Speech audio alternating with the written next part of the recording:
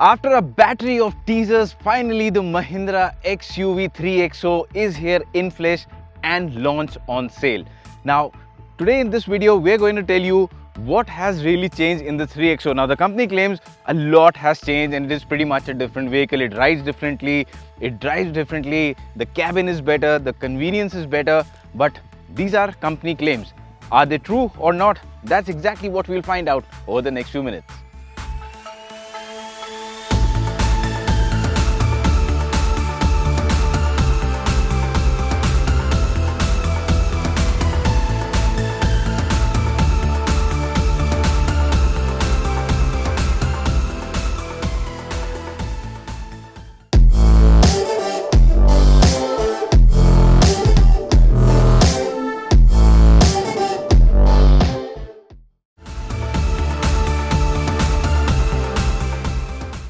Now let's start off with the design, and when you look at the design of the 3XO, well, it's not entirely different because this is basically a facelift of the older XUV 300, but it looks very different from the outgoing version. Now if you look at the front, it's got pretty much an all new face. You've got this glossy black panel with the Mahindra logo and these chrome slats.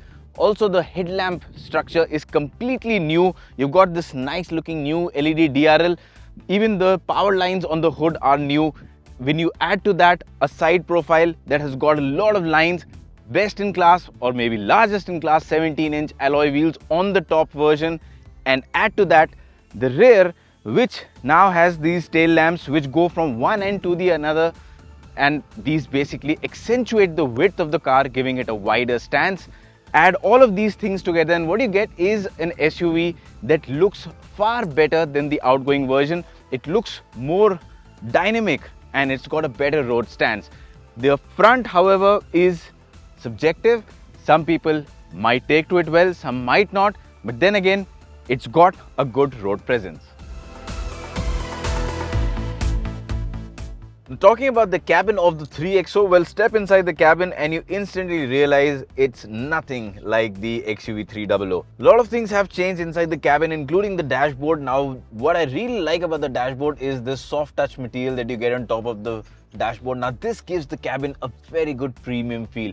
Now, this is something you don't expect in a car in this segment, which is the subcompact monocoque SUV segment. But again, here it is, and this is what really gives a very good vibe inside the cabin. Also, this pattern in the dashboard and even the quality of plastics here, the fitment quality, it is quite decent. So as a result of this, the dashboard comes across as a premium piece. You have this new infotainment screen. It's a color touch screen, works well, the resolution is good, the touch response is good. It's got Android Auto, Apple CarPlay. It also has connectivity. Now, it's a fully connected car. So all of the connectivity suite, including the features where you can access data from your smartphone, all of it comes with the 3XO.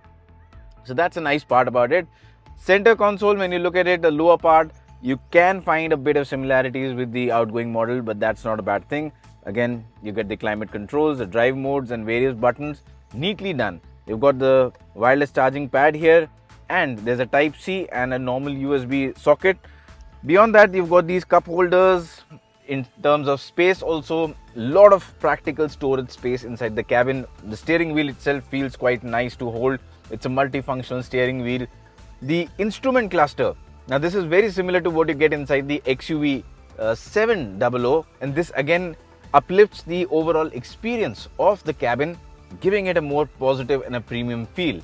Also, one thing to note is that the visibility from inside the cabin in this car is the same as XUV 700. So a lot of similarities with the XUV 700, which is a good thing for this to be having similarities with its elder sibling. Also, when you look at the seats, well, there is this perforation in the seats. It might look as if they are ventilated, but they aren't. But never say never. In the future, there is the possibility that the ventilated function might come into effect. But yeah, I mean, the seats in themselves are pretty decent. The cushioning is spot on.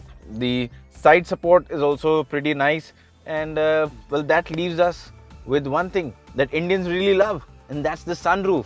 And this one gets a massive one. It's got a panoramic sunroof, which is unique for this segment.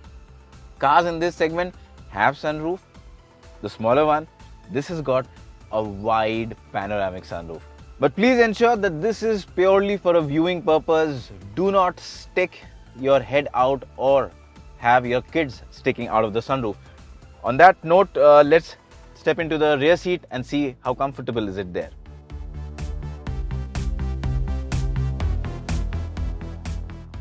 Now, talking about the rear seat, well, keep in mind that this is a facelift. It's not an entirely new model, so the dimensions haven't changed. The wheelbase and the space hence remains the same. So not much of a difference in the back, and that's not a bad thing. The XUV 300 was always a spacious car, so remains the 3XO.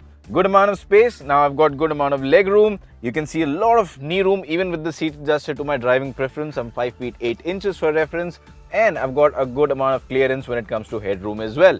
The seat itself, well, the cushioning is good. I've got a decent amount of under thigh support.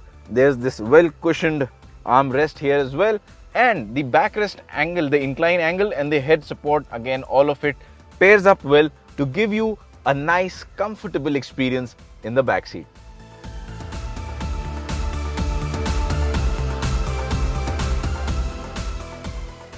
Alright, so let's talk about the performance of the XUV 3XO, and a lot has changed when it comes to performance, also, you know, the overall drive of the vehicle, because beyond the powertrain, the XUV 3XO also has been updated with level 2 ADAS like the XUV 700 has. So I'll come to the powertrain, but let's talk about the ADAS first. Now, ADAS is a nice inclusion that you have in this vehicle. Of course, it adds to the active safety, and yeah, I mean, it's in level 2, so it can you know, do a lot of things, including lane detection. It can also help you stay in the lane. It can avoid a collision from happening. It can apply the brakes and bring the vehicle to a stop. It can also record or see if a driver is attentive enough or not. So a lot of things that ADAS brings to the range, which is a good thing. The best part though is that ADAS is now very accessible and affordable with the XUV 3XO, because the version where you can get the lowest price version with which you can get ADAS in this entire range is priced at 11.99 lakhs. So you don't really need to pay a bomb to experience ADAS. So that's a very good thing done by Mahindra. Now coming to the powertrain, well, you get 3 engines, 2 petrol, 1 diesel, and the turbo petrol, the 1.2 liter turbo petrol that I'm driving right now is the one from the XUV 300 Sport that came in last year, and it's the most powerful engine in the segment, not just this range but in the segment. 130 PS of power, 230 Newton meters of torque, 20 Newton meters available as an additional boost, and the best part is you can buy it either with a manual transmission or an automatic transmission, which is a torque converter unit, 6-speed one. Even better part is that with the other 2 engines, you continue to get the automatic option in addition to the manual. So if you go in for the 1.2 liter non-turbocharged petrol engine, you can still buy it with a manual or a 6-speed torque converter automatic. And you can, again, the diesel is again for someone who prefers to have that low end grunt, the torque, and it's a torquey engine. It's a nice powerful engine to drive, and you can buy it either with a manual transmission or an AMT. That's the different thing there. In diesel, I understand that's been done also to keep the price in check, because Mahindra has gone really aggressive with the pricing on this. So AMT helps save cost. I haven't driven the diesel AMT, so can't comment on that, but the engine for sure is very torquey and powerful. It's a pretty decently refined unit too. So the unwanted vibrations and diesel clatter doesn't really come into the cabin unless you're caning the engine. Talking about the star of the show, this 1.2 liter turbocharged engine.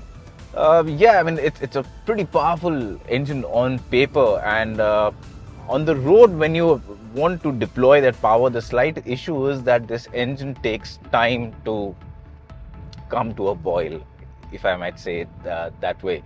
It's a turbocharged engine. You would expect some lag, but the lag in this is quite perceivable. So even when you're up to about 2000 RPM, there's not much that happens. Once you cross 2000 RPM, that is when you start feeling that, okay, you're getting some amount of power coming through. But it's only when you go past about 3000 RPM, that's when you get that sudden burst of power which comes in like this, well, if that's the kind of experience you want, that sudden burst of power, you will have to wait till 3000 rpm. The slight downside here is that with the automatic, you can put it into manual mode, but for a car that comes to boil at about 3000 rpm, it won't let you hold on to the revs even in automatic mode. At about 5000 rpm, it will upshift automatically. So, I mean, as an enthusiast, I would want to hold on to the gears myself. I wouldn't want the automatic transmission to do the job. But yeah, I mean, that's what it is. So it's a pretty powerful engine for sure. If you're looking at doing high speeds or getting that burst of power, it does all of that. The only thing is that you'll have to, in a way, learn to live with that turbo lag and eventually learn to work your way around. Especially if you're driving a car with a manual gearbox, it's easier to overcome that. With automatic transmission, you'll just have to become a bit patient. So I think that's a good virtue to learn. But yeah, I mean, beyond that, it's a very refined unit for sure. I'll give the engineers full marks on that front. Very refined unit. I mean, when you're going at, cruising at about 90, 100 on the highway, there's hardly any engine clatter that comes into the cabin. Even the overall NVH insulation has been done up very nicely. So add all of that and what you get is a fairly premium driving experience with the XUV3 XO. Both the diesel and the petrol perform nicely. The transmissions are paired nicely to the engine. The automatic again does its job. It's not too slow, it's not too fast. It's exactly what you would want in a car that is trying to position itself as a premium offering in its segment. And yeah, I think Mahindra has been able to do that successfully, because the version that I'm driving right now, the top version, it is far more equipped than any of its rivals. I mean, if you were to compare it to the Nexon or say the Brezza or the Venue, especially the Nexon Brezza do not have this much kit on offer. When you compare the features and the powertrain, that kind of combination is hard to find. And the XUV3 XO is doing it at a very competitive pricing.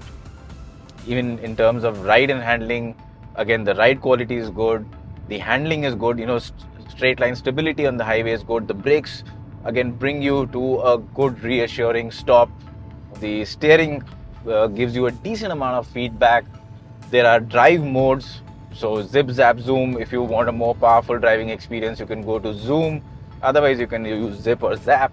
So all of the tech that you expect from a premium offering is there in the 3XO, and that's a good thing. So overall, like I said, it drives well, it handles well, it is silent and refined to drive. So I think Mahindra has got its act really together with the 3XO. The only thing that could have been better is the drivability on the 1.2 litre turbocharged. I think it just takes a lot of time. The turbo lag is fairly pronounced. So that is one area of improvement, but beyond that, I think the XUV3 XO is a brilliant vehicle to drive and live with. And add all of these things together and have a look at the prices. The prices on your screen right now. Now this is disruptive pricing. It's not just competitive pricing, it's disruptive pricing. And that's been possible because usually you would expect a company like a Maruti to have better pricing because of economies of scale, more volumes. But Mahindra has been able to do that because today they are the largest buyer of tech.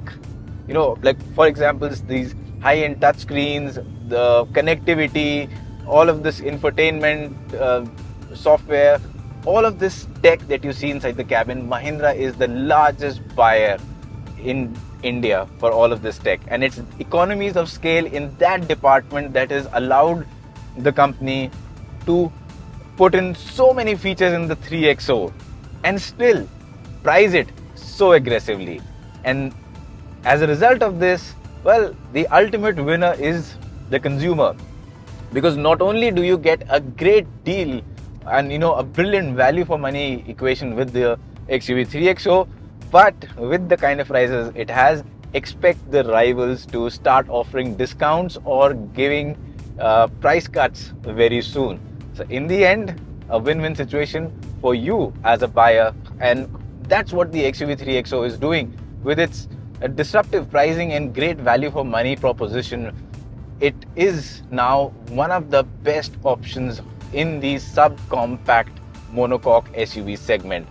And overall, like I said, a great experience from this vehicle, and I think Mahindra has another winner on its hand with the name ending with an O. If you like this video, then please subscribe to the channel, press that little bell icon so that all our future videos can reach to you directly, and share it as well.